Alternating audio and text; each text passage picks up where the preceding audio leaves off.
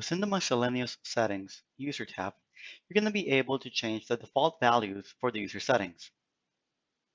For example, import files from folder on user creation, change the way users can search for other accounts, for example, partial name or exact name, change the user account type search, meaning which users will appear on search, all users, only full users, guest users, or limited users.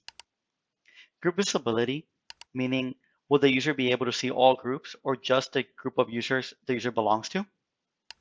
Send email to user after approve their device.